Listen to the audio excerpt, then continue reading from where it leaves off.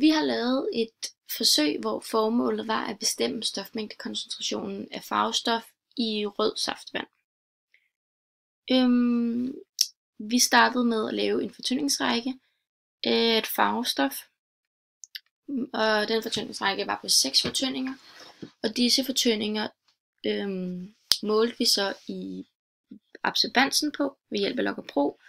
Udover de 6 fortyndinger målte vi også en saftevand, der var koncentreret, og en, som var blandet op. Og det er så disse to, både den koncentrerede og den opblandede saft, vi ønsker at finde stofmængdekoncentrationen på. Og det gør vi ved at kigge på fortyndingsrækken. De målte den fortyndingsrækken, vi lavede, er lavet på et farvestof, der hed Ponque 4R, hvor strukturformen ses her.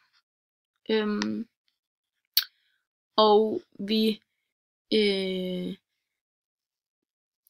det farvestof molekylets koncentration var på 4 gram per liter, og molarmassen beregnede jeg til at være 604.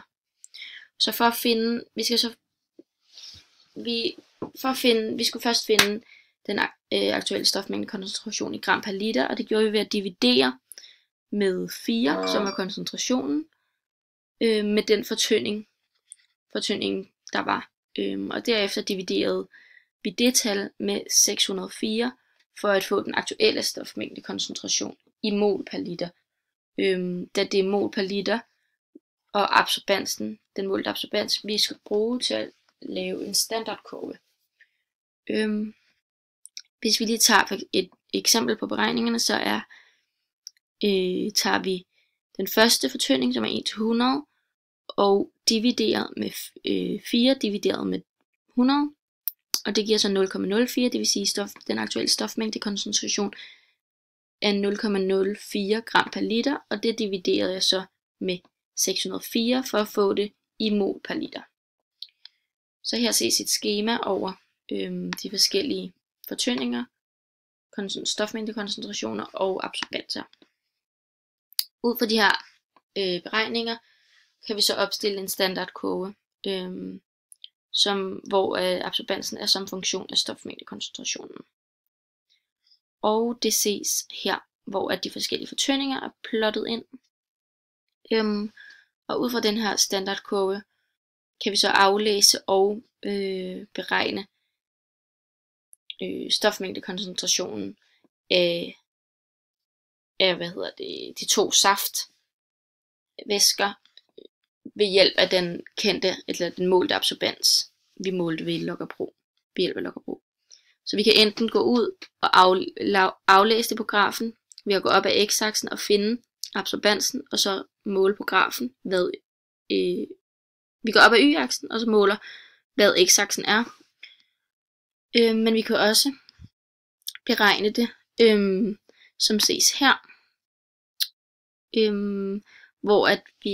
hvor jeg har sat absorbansen af de forskellige saftblandinger, den koncentrerede og den opblandede, ind på y's plads, og så beregnet x, hvor den grå, det er den koncentrerede, det vil sige, at den koncentrerede saft har en stofmængdekoncentration på 0,0048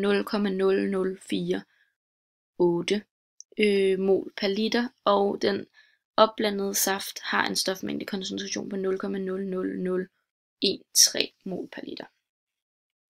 Denne her standardkurve har en forklaringsgrad, hvor vi kan se, som er i anden-værdi, og den her er i anden-værdi kan vi se er tæt på 1, hvilket vil sige, at den er god, altså at der er en god lineær sammenhæng og proportionalitet.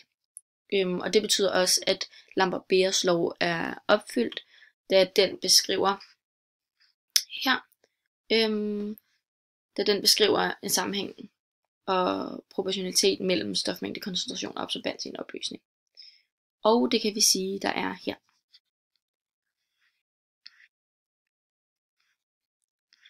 Ja, det var det. Tak.